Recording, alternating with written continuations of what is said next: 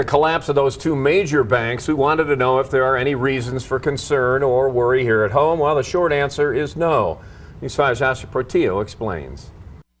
I'm told despite the failing of these two banks, the banking system here in America still remains very safe. And you're also urged to not take out all of your money and savings from the bank you use because that could have a negative impact on the banking system. Drew Braden is a UCCS student who also invests his money. You shouldn't really have to worry too much about losing your money like that if you have it in a savings account. And he's not worried about the fallout of two banks. I wouldn't be too concerned. We have a lot of trader and consumer protections in place. Joe Craig is the director of the UCCS Economic Forum. He said if you have $250,000 or less in your bank, your money is federally insured by the Federal Deposit Insurance Corporation, or FDIC. Short-term effects, not a lot to worry about. Really, there's almost nothing to worry about. Your deposits are covered.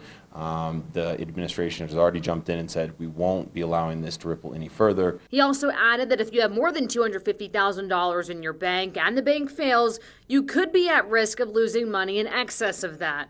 Plus, he says the two banks involved took risky behaviors. That being said, it's very unlikely that mainstream banks are going to fail or that there's going to be a kind of cascading effect as a result of this. I also spoke to Brett Wiss, the president and CEO of Integrity Bank and Trust.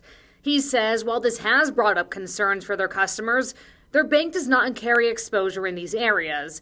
Adding, our finances are strong and we carry sufficient capital and liquidity to meet all customer demands. We deal with local businesses and local consumers that we know and have actual relationships with.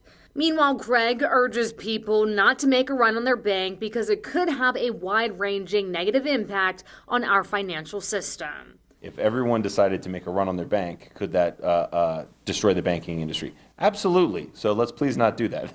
So what are the impacts here on the Federal Reserve and interest rates? Well, Craig also told me that he expects the Fed will not raise interest rates significantly, or they'll likely put a pause on them for now. Reporting in Colorado Springs, I'm Portillo, News 5.